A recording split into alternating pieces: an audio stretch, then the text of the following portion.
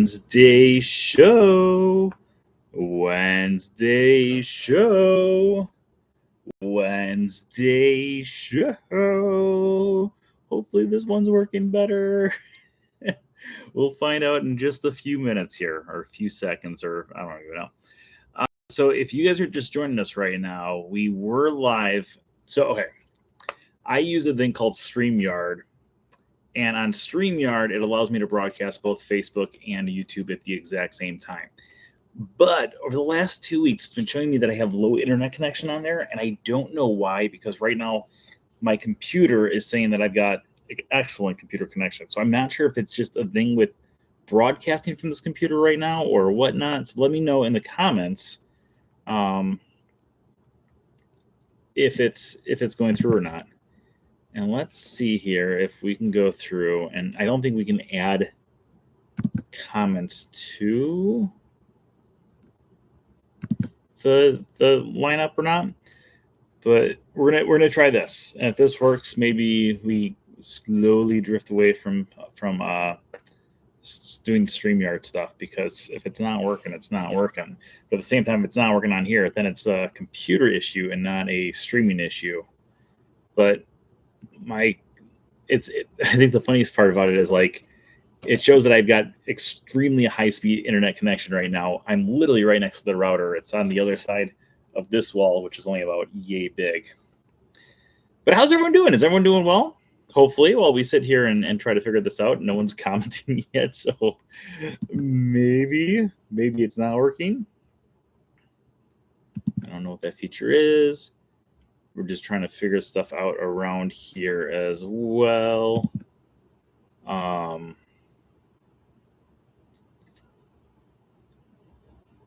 There we go. Everyone give a huge congratulations to David in the chat room. I'm not going to say what happened to him today, but it's a huge thing. And David, if you want to share with people, you're more than welcome to. If you don't, that's perfectly fine as well. But David has a huge accomplishment that happened today. So everyone give a huge round of applause to David out there. Okay. I'm just trying to figure this all out right now. Can I say it?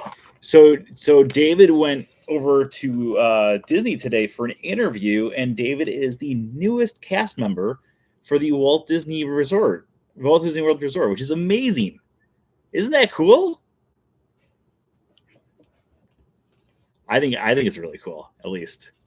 I was really bummed last night because I was driving home and I was thinking, I've got to send you a message saying good luck with your interview. And by the time I got home, I forgot to write. So I had to apologize.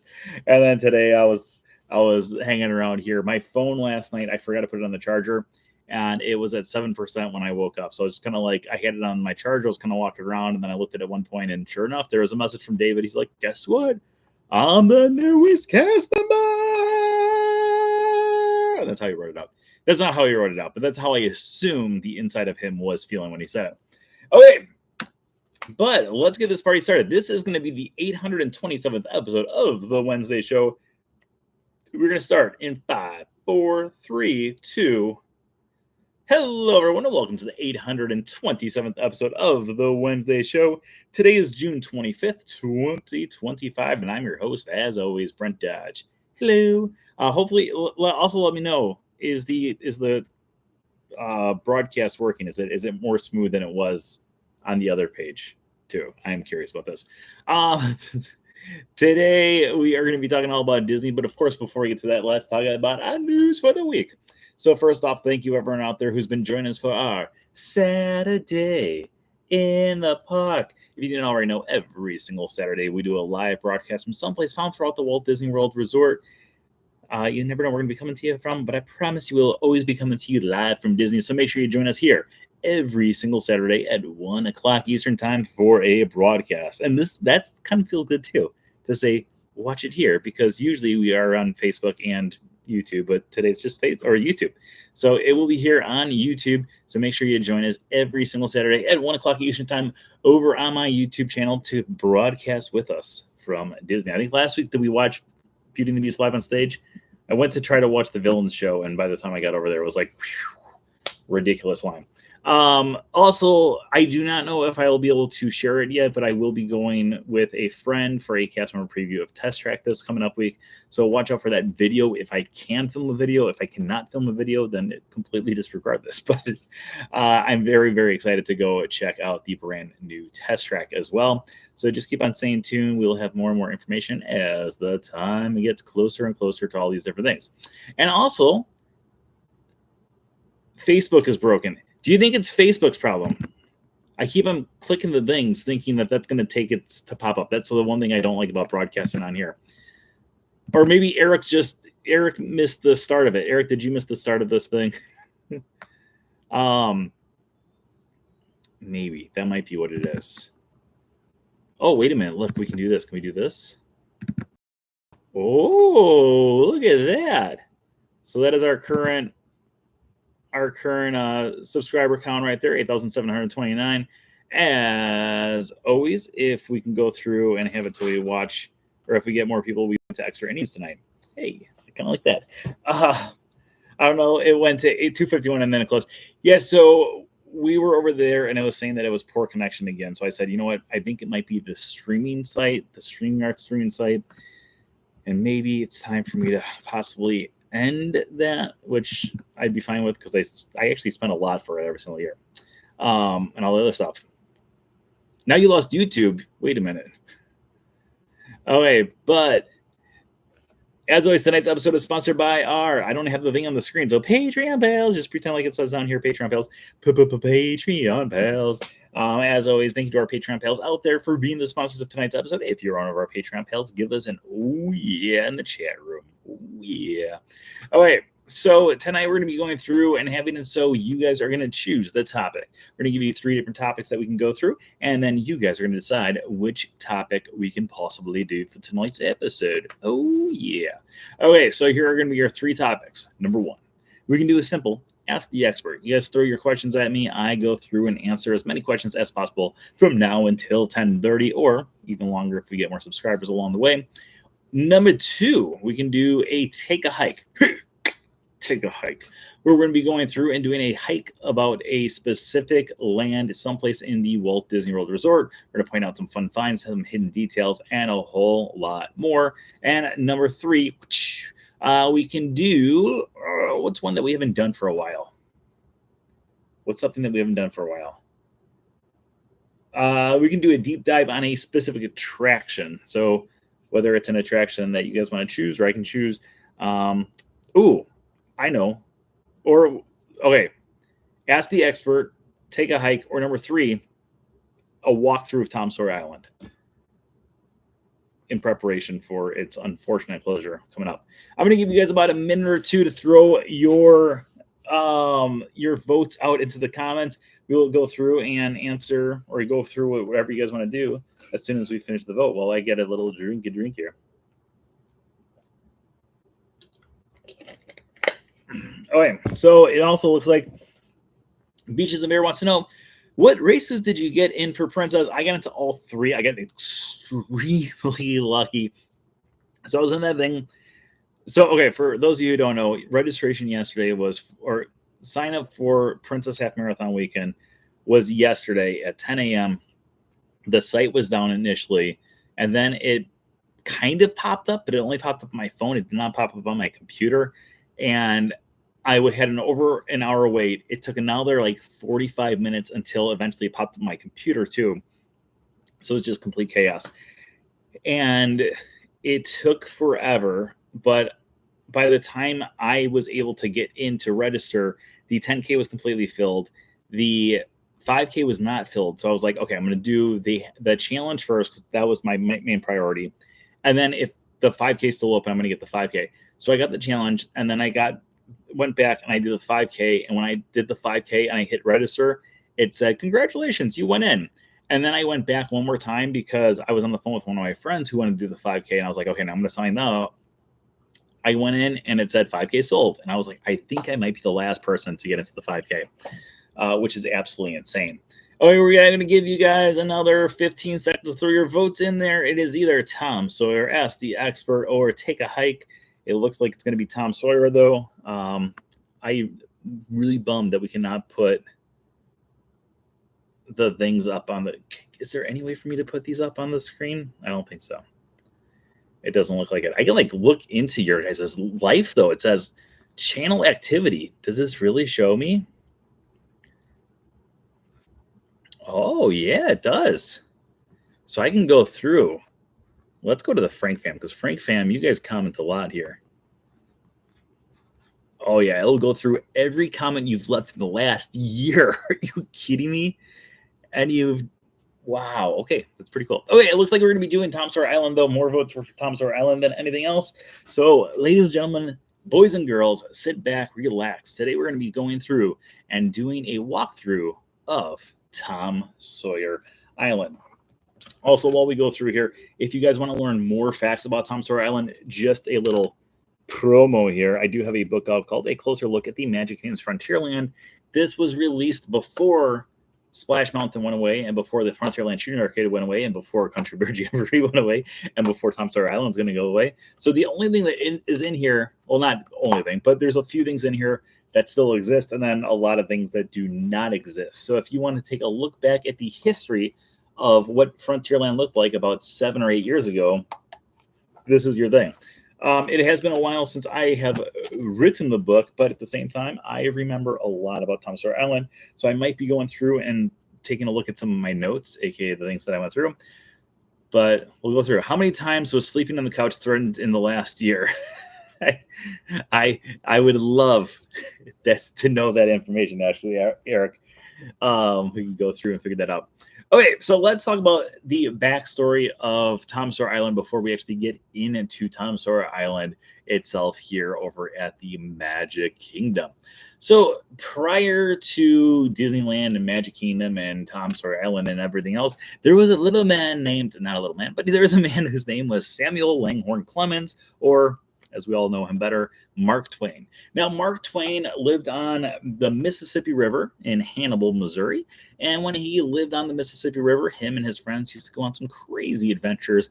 And these crazy adventures inspired him to, one, write a few novels, and two, it really helped his imagination run wild. So not only does he have 2 extremely famous books, he's actually got a lot of books out there, but there's 2 books that most people associate with him more than anything else. And that, of course, is The Adventures of Tom Sawyer and The Adventures of Huckleberry Finn.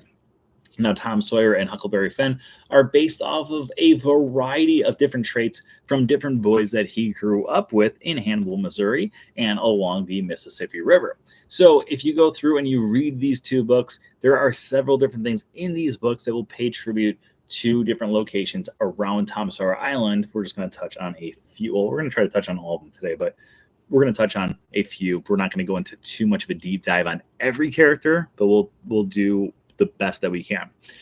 So fast forward a few, about 10, 15 years, when another young man by the name of Walt Disney moves to a little place called Marceline, Missouri.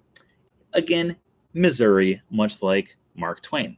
Now, Marceline, Missouri and Hannibal, Missouri were not too far from each other. And because of it, Walt Disney was inspired by the tales of Tom Sawyer and Huckleberry Finn.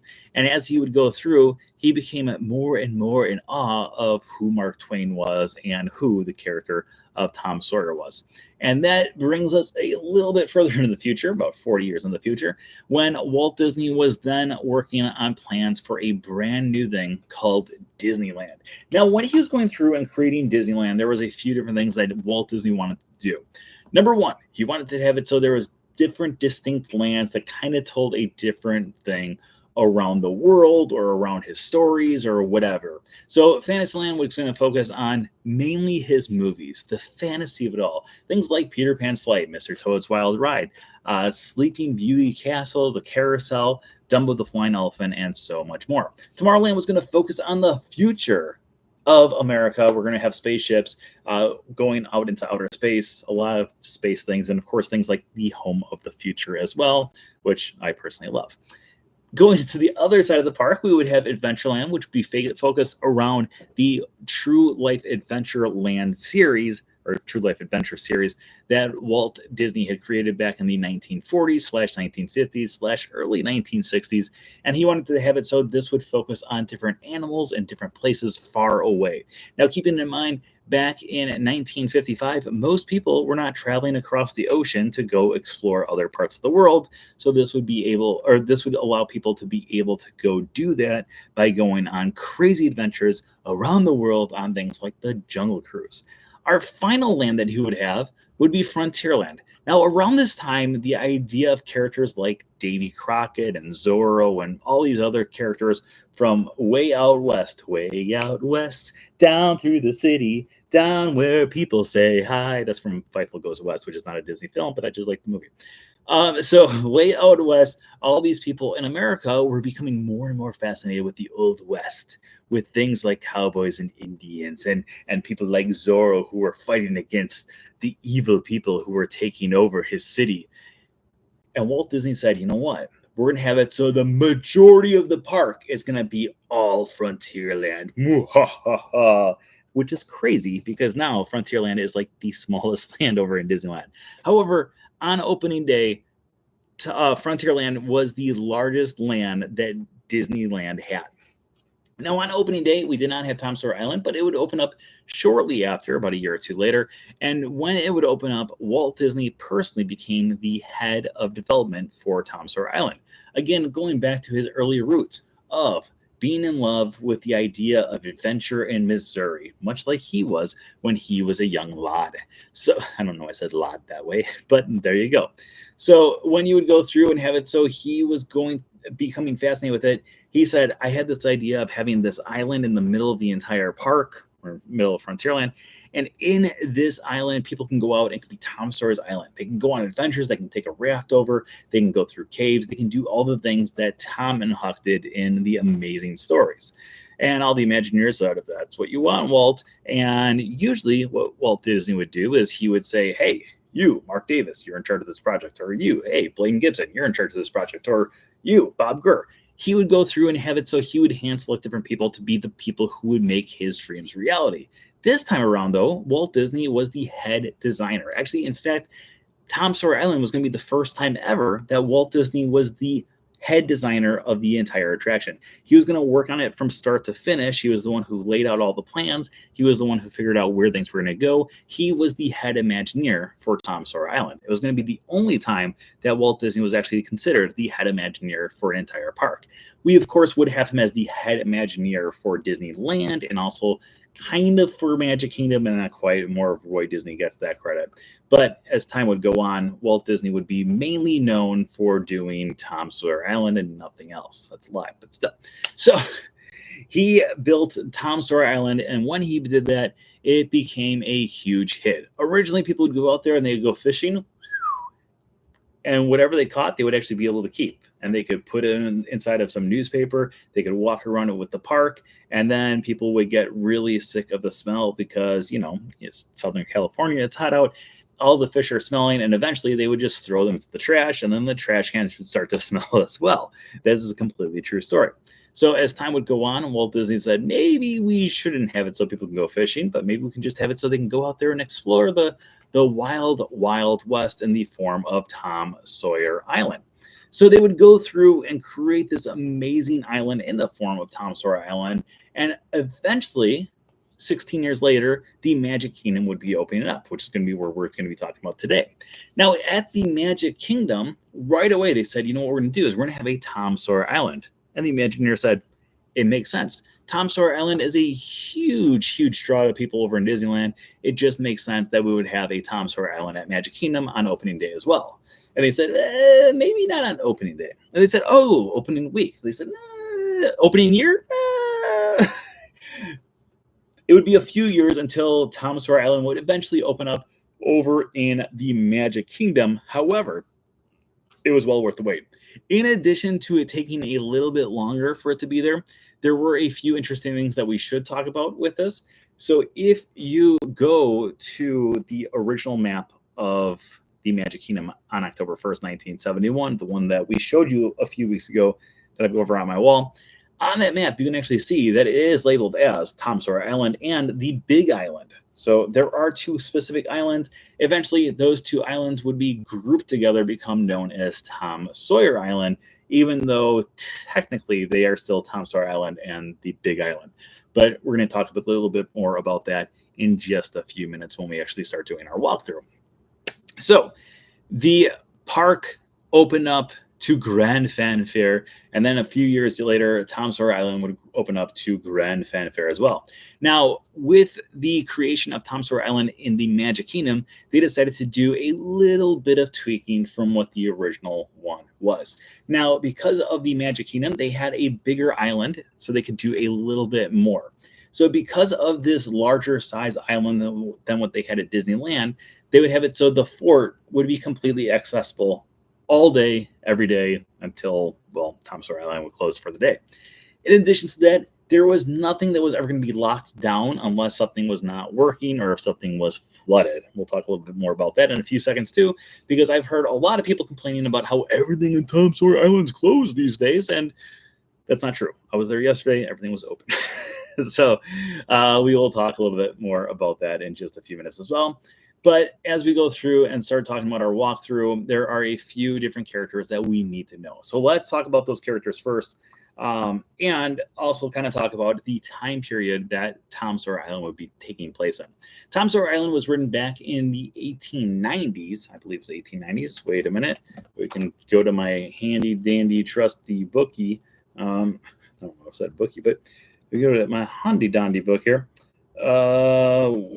Tom Sawyer Island opened up 1950. I don't think I had the year the book came up. But anyways, so in 1973, Tom Sawyer Island would open up. But prior to that, we would have it so there was a few different characters that we need to know. We have Tom Sawyer Island, Tom Sawyer. We also have Huckleberry Finn. We also have Becky Thatcher. Those are going to be our three main characters. There was also a guy who they refer to as Injun Joe, which is now looked on as more of an offensive term. So we're just going to refer to him as Joe from here on out. However, he did have a boat with his full name on it when it first opened up. And we also have a cave that no longer has the sign for it, but it is considered his cave as well. But we will refer to it as Joe's cave for the sake of this broadcast. In addition to that, we had a man whose name was Harper, and we also had a boy whose name was Potter. Those two are also going to be coming into play as we go through here as well. So in order to get to Tom Sawyer Island from opening day all the way until today, you can go through and get to Tom Sawyer Island only by rafts. There was 4 rafts that were around. We had one for Tom Sawyer, one for Becky Thatcher, one for Huck Finn, and then another one for Joe. All 4 of them had their own rafts. There are still 4 rafts that are in operation. However, only 3 of them will ever be out at one time or another. So in order to get from one spot to another spot, you have to get onto the raft and you have to go across the rivers of America over to the main island. Now, let's also talk a little bit about something that is crazy that happens over at the Magic Kingdom and also happens over at Disneyland even more so. And back in 1973, when Tom Sawyer Island opened up, it was absolute chaos. So back in 1973, when Tom Sawyer Island would open up, we would have not just 1, not just 2, not just 3, not just 4, but 5 different forms of transportation taking guests around the rivers of America. There is currently 2. Right now we have the Liberty Bell Riverboat and we also have the Tom Sawyer Island rafts. However, on 1973's opening day of Tom Sawyer Island, we would have the Admiral Joe Fowler. I know what you're thinking. Wait a minute, isn't that the name of the boat that goes back and forth between the Magic Kingdom? Yes, it is. But originally, there used to be another boat that was found that went around Tom Sawyer Island, and it was called the Admiral Joe Fowler. We also had the Potter Admiral Joe, or the Admiral Joe Potter, yes.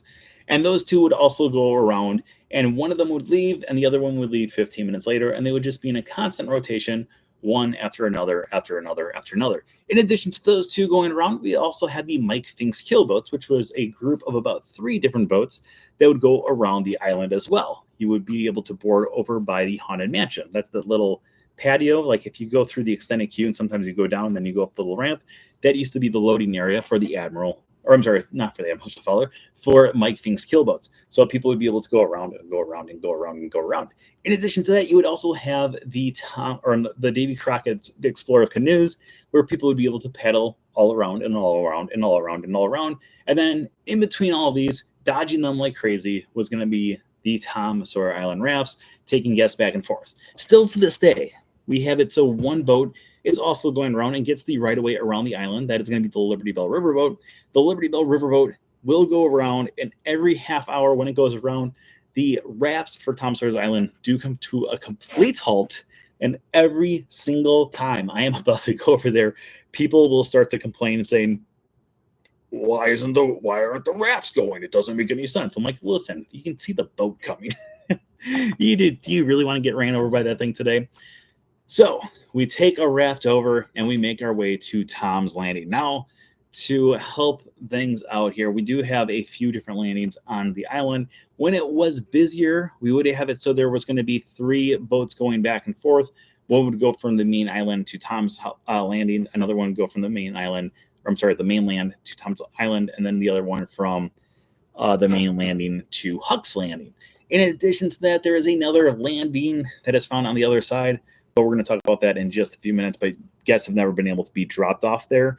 It's more for supplies, and we'll get to that once we get to that. Okay, so when you get to Tom's Landing, Tom's Landing, there are a few little details that we can find here. Number one, we've got this little shed here. It says Tom's Landing.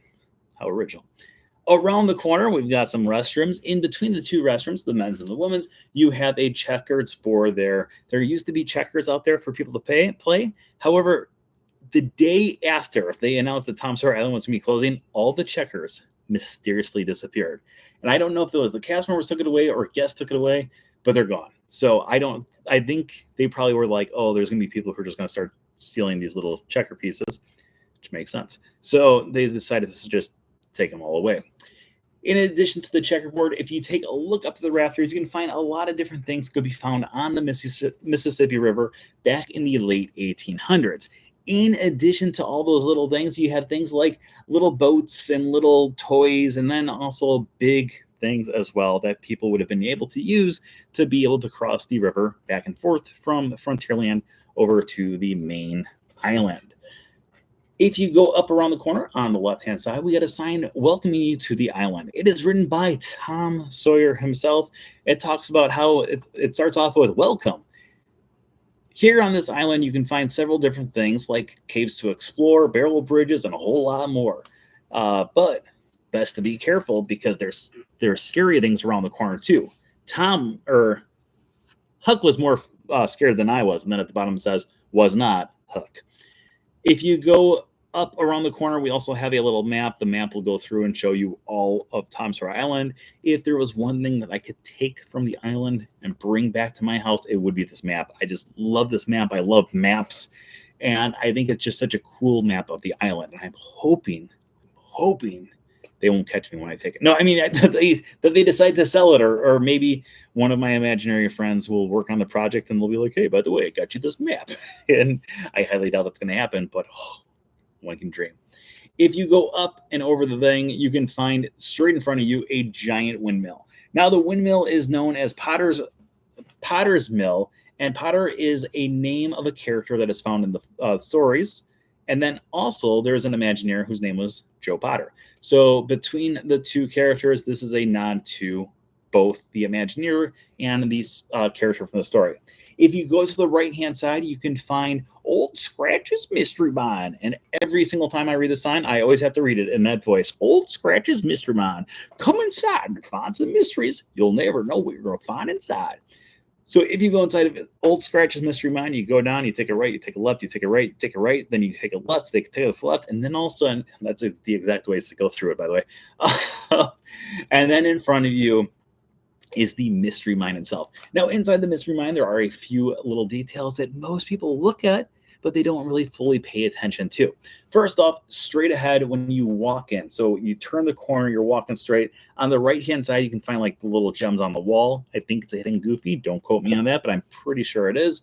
But straight ahead, you'll find a little blocked off area with some wood going through it. If you look inside there, you can find a little stream that is in there, that stream is actually going uphill instead of downhill, which breaks the laws of physics.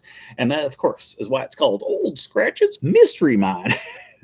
On the right hand side, you can find those jewels. If you take a look at the water that's on the ground going once again uphill, again breaking the laws of physics. Now, I know what you're thinking, but how on earth did they do this? Well, while you're going through the cave, they start to play a few little tricks on you.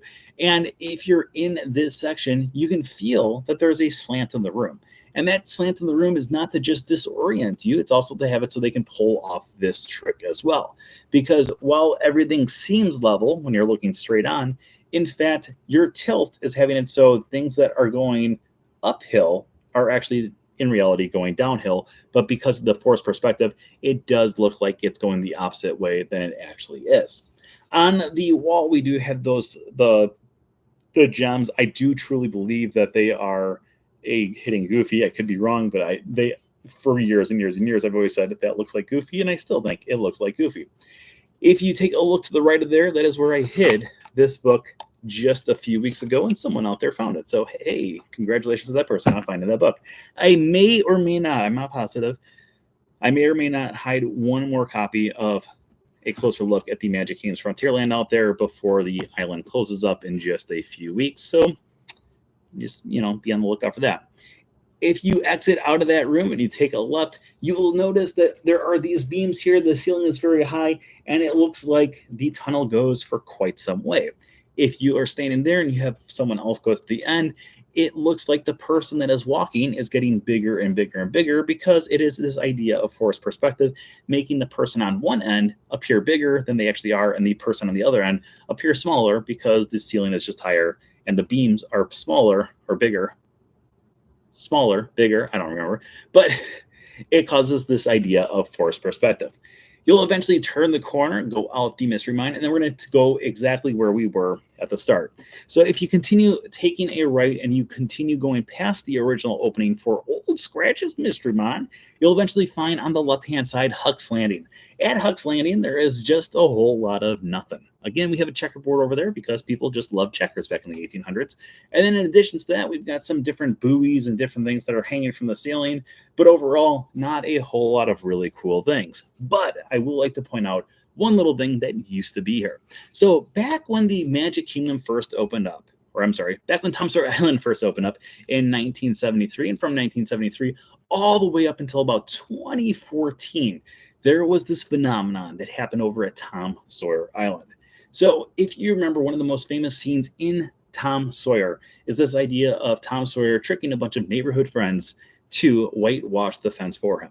So in Tom Sawyer Island from 1973 all the way up until about 2014, you could go through and you could find 5, not just 1, not 2, not 3, not 4, but 5 different paintbrushes on the island. If you found this paintbrush and you handed it to a cast member, they would go through and give you a fast pass, or before fast passes, they would just give you a thing saying, hey, you can go to the front of the line for the different attractions in Frontierland. You could only use it on one of them, but it was either for Big Thunder Mountain Railroad or Splash Mountain, or back in the day, it would be for other things around the park as well. If you did not like Big Thunder Mountain Railroad or Splash Mountain, you could do a Pretty Please, and they would give you a different one as well. Or if you showed up and they were already found for the day, what I used to do is I would literally walk to the cast member and go, I found this invisible paintbrush, and they always give me a fast pass. It was amazing. But the only reason I bring this up while we're talking about Huck's Landing is because almost every single time I was there, one of the paintbrushes was found at Huck's Landing. It was the cast members in the morning would hide the paintbrushes, and they would always hide them in different locations every single day.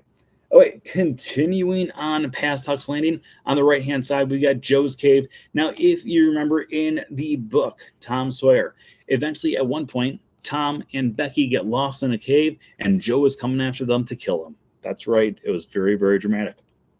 They go through, they're finding the twists and turns. They can't find their way out, and eventually, Joe will die. Now, when Joe dies, he falls into a bottomless pit. It's just like, hey, he's dead. We can go on about our lives. Yay! And everyone in the town is happy because Joe, who's going to kill these kids, has died, and then the kids are found in the cave, and everyone lives a happily ever after, kind of. It's a weird story. But when you're inside this cave, you will notice that unlike Old Scratch's Mystery Mine, There are lots of different twists and turns and different ways to go, and all the ways will eventually lead you down the exact same path, but there are different options to go through. However, there are a few different things inside this cave that I would really like to point out. Number one, when you're walking through the first section of this, if you take a look at the right-hand walls and the left-hand walls, you can find different skeletons or fossils of different fish, meaning that this cave used to be below water. It also is because this cave currently also gets a lot of water. So if there is a rainy day, this cave usually does close because the ground slopes down, and because of that ground sloping down, your feet will most likely get extremely wet and you will be yay high in water. No joke. Now, when you go around the first curve, eventually you'll have it so in front of you, there are a bunch of different structures. These structures have it so it looks like the face of different demons. This is also from the Adventures of Tom Sawyer, where inside the cave, when Tom and Becky are being chased by Joe, they do come across these caves that look like demons. Eventually, you'll turn a corner. You'll go across a little bridge with a bottomless pit. This is going to be the same bottomless pit that Joe would fall down. But this one, in reality, is only about 6 to 7 feet deep. So don't ask me how I know that. And then if you continue going around, you will go through, and there's like just a bunch of little caves that kind of go all around, and eventually you'll make your way out to the other side of the island. Now, once you get to the other side of the island, there are going to be 2 separate ways they can go through. You can go across the crooked old bridge, or you can go across the barrel bridge. Now, the barrel bridge is the, according to a sign, Tom and Huck's way, and the crooked old bridge is the boring way. So if you go across the barrel bridge, there's about 5 barrels on the one side, another 4 or 5 barrels on the other side, and overall, it's a great thing. Again, if I could have 2 things from Tom Sawyer Island when it closes up, 1, of course, the map. 2, I would love a barrel. I'm not even joking. I think the barrel would be just so cool. Just kind of hang out in my condo, and I could wave at it and be like, hey, remember when I used to walk all over you? And be like, hey, that's not cool, dude. Eventually, after you go across the barrel bridge, you'll find the end of the path from the old crooked bridge coming from the other side, and dead ahead of you is Aunt Polly's. Now, Aunt Polly's is going to be our 3rd landing for the area. There is a landing spot over there for boats to actually drop people off, but more importantly, for dropping supplies off. So way back in the day, back in 1973, this was actually a restaurant. They actually had it so people could go there and they could eat food on Tom Sawyer Island. As time would go on, it would go from actual meals to snacks to ice cream to absolutely nothing at all. When I did my college program, Aunt Polly's was open up seasonally, and it was specifically a ice cream shop. I used to have it so when I would get off of work early, I would come back up to Magic Kingdom, I would go across the Tom Sawyer Island, I would get some ice cream, I'd sit on one of the rocking chairs, and I would just live my best life. It was the greatest thing ever. So when you're out there on Tom Sawyer Island at Aunt Polly's, there's not much there anymore. However, we do have 2 soda machines. On the side of the soda machines, there are giant crates that say "Ship to Aunt Polly's." There's a little gazebo up there. The gazebo gives you a perfect view of Haunted Mansion along with the Liberty Bell Riverboat docking area. If you continue walking down towards the other side, like towards Frontierland, when you're going down the path, eventually you will find a whitewashed wall fence, much like we talked about earlier. This is a famous scene from the film. And then you also have it, so there's a few different phrases on here. One says, Huck, simple, that's Huckleberry Finn. The other one says, Tom loves Becky. And they're all whitewashed. The whitewashed wall fence is not completely done, but we do have these little nods to the characters. If you continue going around the corner, up in front of you, we've got Harper's Mill. Now, Harper's Mill is one of my favorite little details on the entire island, and unfortunately, part of this just isn't working anymore. But we're still going to go through it because I think it's one of the coolest details that Tom Sawyer Island has ever had. So first off, Harper's Mill is named after 2 people. One of them is Harper Goff, who is the person who drew the map for Disneyland, and the other one is for Joe Harper, one of the people from Tom Sawyer, The Adventures of Tom Sawyer. So again, it pays tribute to both a character in Tom Sawyer along with a actual Imagineer that helped create the area. So inside of this, we would actually be able to find one of the most amazing sound details anywhere in Walt Disney World. Still, to this day, I think it's one of the coolest details they've ever had. If you go back to the 1930s, Disney used to do a group of cartoons called the Silly Symphonies. In these Silly Symphonies, they were going through and trying to figure out ways to innovate animation in brand new ways. One of them was the idea of having the multi-plane camera.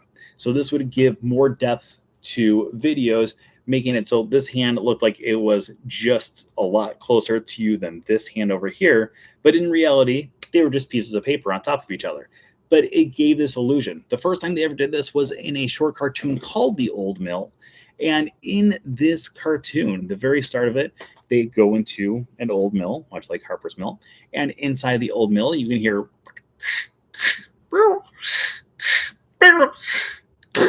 and they have it so these different sounds of the mill are going on. As time goes on, eventually a bird starts tweeting, and then an owl starts hooting. And if you were in this mill when it was still a functioning mill, you would have it so the cogs going around there was one cog that was empty and it had a bird in there. The bird would be chirping. Above you, you still have the howl, the owl. The owl is still hooting to the tune, but nothing else is playing the tune because nothing else is working. But if you're in there, you can hear the owl, hoo, hoo, hoo, hoo, hoo, hoo. Turned off, my friends. That's all he's saying. Let me get a drink real quick as we continue. All right. While exiting out of Harper's Mill, there's a path on the right-hand side that goes up a hill. Let's go up the hill. So if you go up to the top of the hill, you will find a play area. Now, this play area has a few really cool details about it. Number one, it is not the most exciting play area in Walt Disney World. In fact, it's probably the most boring play area in all of Walt Disney World. You've got a little fort. That's about it. There's no slides. There's one little tunnel, but the tunnel and the other details that are found around here are the things that make this area really cool. So the tunnel is the steam pipe from a steam boat that would have been found on the Mississippi River. If you look at the different doors and the different pieces of wood that are found around the actual fort, you may notice that they are all different pieces of ships. If you look at the roof of it, it is actually a little dinghy that is upside down. Again, a piece of a ship. Then, in addition to all this, while you are looking towards Big Thunder Mountain Railroad, you'll find a mast there along with a flag and a little steering wheel. If you look at the pole, on the pole we have another reference to Tom and Becky loving each other, but this time it is a little heart, and in the heart there are the initials TS plus BT, Becky Thatcher.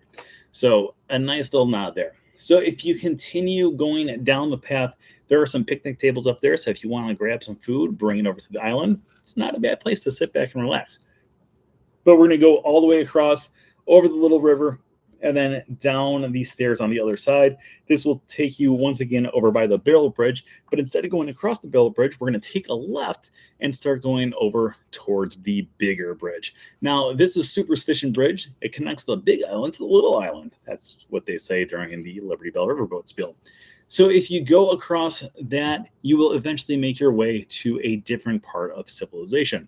Again, we are still on Tom Sawyer Island, but at the same time, it's just, yeah.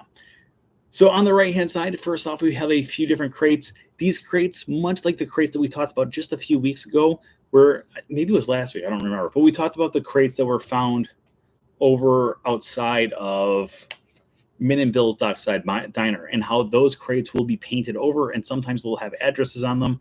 Same thing for these crates here, but the crates that will be found here have the address for Samuel Langhorne Clemens in Hannibal, Missouri. And this is the address that that Mark Twain lived at. So if you go look at those crates, if they are still there, they didn't have the addresses on it yesterday. I made sure to look, but you never know. If we continue going past the crates, in front of us will be a massive fort. This fort is called Fort Langhorne. Now, originally it had a different name, but it would switch over to Fort Langhorne to match up with the 1993 film Tom and Huck, starring JTT, Jonathan Taylor Thomas. Now, the reason they named it Fort Langhorne in the film is due to the fact that it's a nod to Samuel Langhorne Clemens, aka Mark Twain. So they named it Fort Langhorne here as well. However, the E in the end of Langhorne is missing because Samuel Langhorne Clemens spells it Langhorne, while this one is missing the E at the end. So it is still Fort Langhorne as a nod to Samuel Langhorne Clemens. Inside the fort, we've got a few different really cool details. We've got 4 rifle roosts, 1 in each corner. The 2 that are found on the left and right-hand side of you, as soon as you walk in, you can go up little spiral staircases to get to the top, and they do have little toy guns up there for you to shoot at, mainly trees. There's all the growth that's going around there. You can't really see much else when you're up there. You can walk around the entire path. On the left-hand side, if you go up, after you go out the rifle roost, there's like a little path there. We've got 1 cannon, then some more rifle roosts that are pointing towards Big Thunder Mountain Railroad, and then another cannon. I've always loved the signs above the cannon that says "Use cotton when shooting." I don't know why. It's all misspelled, but I just have always enjoyed that. And then after that, you can go down the stairs. In the lower level of the fort, there's a few little details that I think we need to point out. Number 1, we've got yet another table for checkers. So if you really want to play checkers and you're on Tom Sawyer Island, this is the way to do it. Just they must have like checker tournaments there every single day. There's 3 checkerboards on the island. So you can play checkers, but behind that, we can find the spot where the different soldiers are actually working. Some of them are with the horses. Some of them are doing one of these things to cause more air to come through and help the fire. And then if you look on the wall, you can find a little canteen. And on it is the letters TS, but also if you look at it upside down, it makes a hidden Mickey. So it's pretty cool. If you continue going around there, we eventually have some chickens, a dog, and then we've got the guardhouse. The guardhouse is one of my favorite things just because if you look inside, there's a guard, but he's asleep. So it's a great guardhouse. In addition to all this stuff, we do have 2 more restrooms around here. These restrooms, in my opinion, are 2 of the smelliest restrooms in Walt Disney World. Well, I don't know about the women's, but the men's is really smelly. And I do my best not to ever use this bathroom, but at the same time, I feel like I need to use it one more time. It is like the smallest bathroom too. Like you can maybe fit 2 people in there, but you have to really coordinate who is moving which way. It's like doing a dance in the bathroom, which it's kind of a weird thing to do, but at the same time, sometimes you just got to go to the bathroom. After you exit out of the bathrooms, if you take a walk to the right, in front of you, you've got the escape tunnel. Now, the escape tunnel has it so it gives you the opportunity to escape if any people are coming through and doing an attack on the island. If you go down the stairs, you take a right, and you start going through these very small, very they're very like humanly shaped caves, unlike the other caves. But I think they're pretty fun. So you can go through and kind of squeeze your way through until eventually you make your way on the side of the fort that's over by the Haunted Mansion.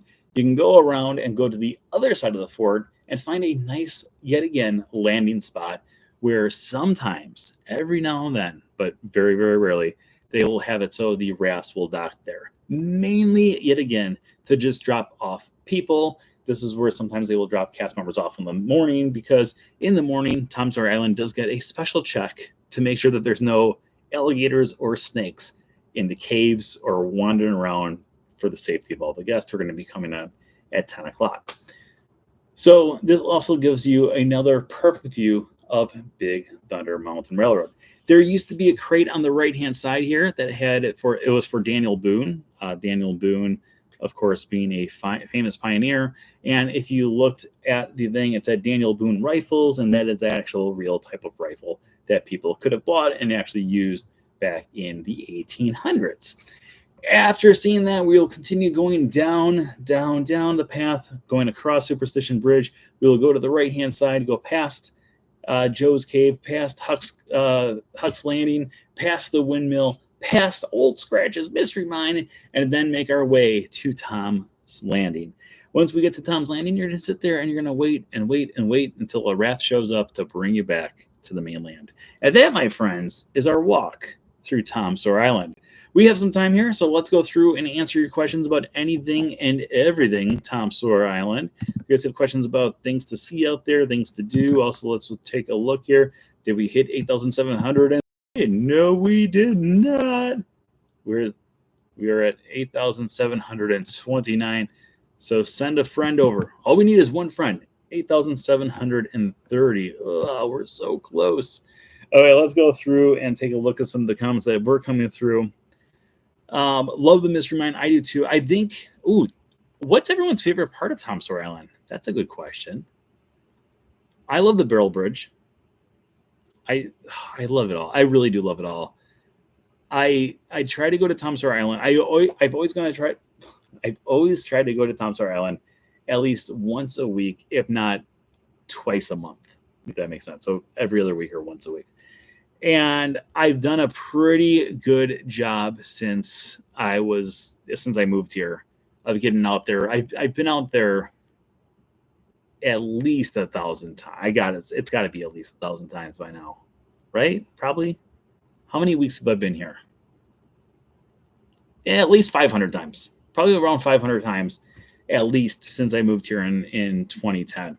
I go out there quite often, and then since they announced it closing, I've been going out there at least once a week, if not at least 2 to 3 times a week. I've been there out once this week, and I'll be out there again tomorrow. So, but I love it. I absolutely love Tom Sawyer Island, and I'm really, really, really sad. And I'm not even joking. Like, I'm really sad.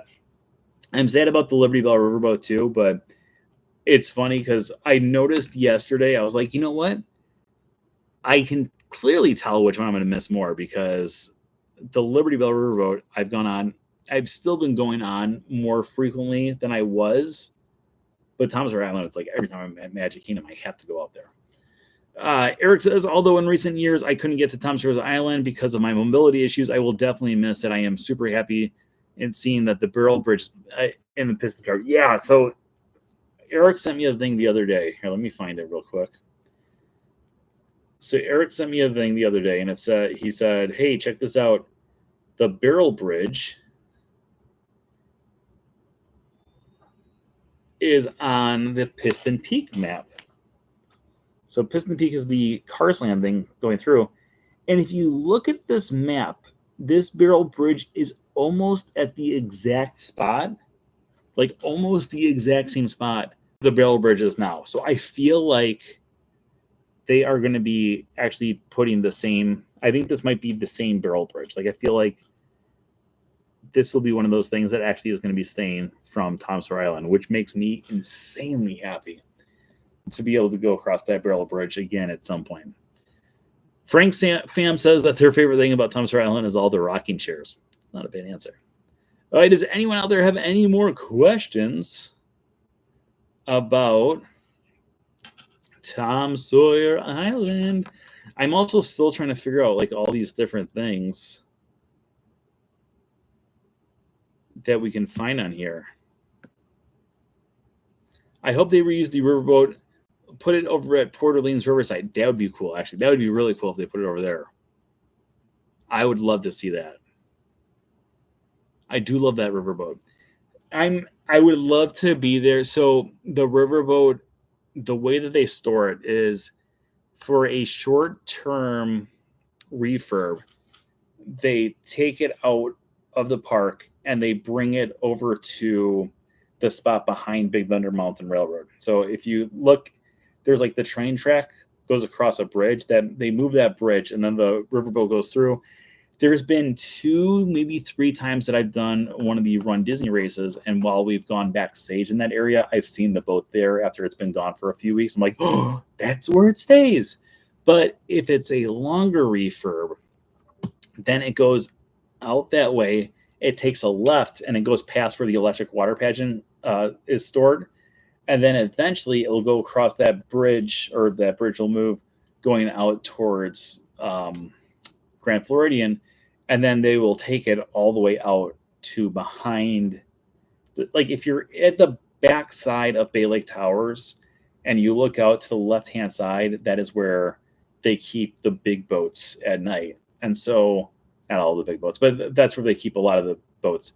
So if you look out over that way, that's where they bring it sometimes. So I'm kind of hoping that maybe the day or two after, I just kind of hang out over there at night and hope that I see it one last time going across. That's my ultimate dream, but we'll see.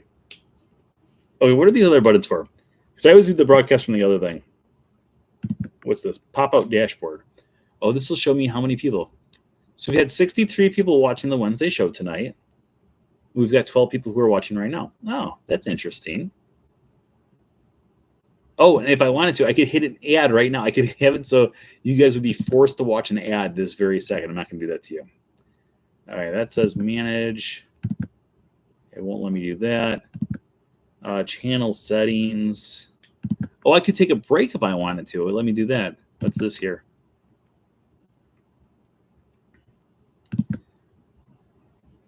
Oh, you can do. Wait a minute. What is this? So you can go through. I don't even know. We'll sing. No, that's terrible. Well, I'm gonna put this on here. No one do this because the show's over. I don't know if this will pop up on your thing. Your goals live. Okay, so I can create goals on here. So it says Brent Dodge just started a goal. So it says if I get 10 super chats, I will sing. But don't do that, people. And then it has a thing. But that's something kind of fun for the future. Oh, there we go. I can remove it. Let's remove it. Goal successfully disabled. That's cool. Okay. I'm just if you join us at the start, then you know what happened. But we always go live through a website called StreamYard, which allows me to broadcast both on Facebook and YouTube at the same time. And last week and this week, it was saying that I had no computer service, which is crazy because my thing is showing that I got full, high-speed internet right now. So I figured we would come over here. Did it work out better on here?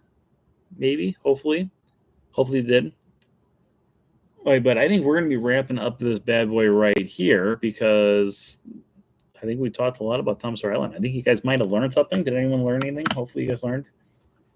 Do you remember there was a time when we did the Wednesday show, we tried it for like 4 weeks and it failed miserably, where I would start the show off with a trivia question, be like, oh, it was like a lecture. By the end of today, you'll be able to answer this trivia question. And at the end, I would ask the trivia question again, and people would be like, oh, Tom Sawyer Island was a boy. I'm like, haha, you guys learned. Congratulations. Okay, but we are going to be wrapping up this bad boy right here. As always, thank you everyone out there for joining us once again this week. Please keep on spreading the word about the YouTube channel. Invite a friend or two or 75 or however far away we are from hitting 9,000. We're getting closer to 9,000. I think we're less than 300 away. So send all your friends over so we can hit it, hopefully, by the end of the summer. But thank you everyone out there for joining us. As always, if you're not already subscribed, make sure you subscribe. I hope everyone out there had a great evening with me today. Until next time, remember that anything can happen if you let it. Have a great week, everybody. Bye-bye. Goodbye now. Bye-bye now. Goodbye. Bye-bye now. Goodbye. Are they gone? Are they gone? Oh, good, my cheeks are just killing me. I can't stand this kind of pressure. Check out that watch tan. Jim in the jail.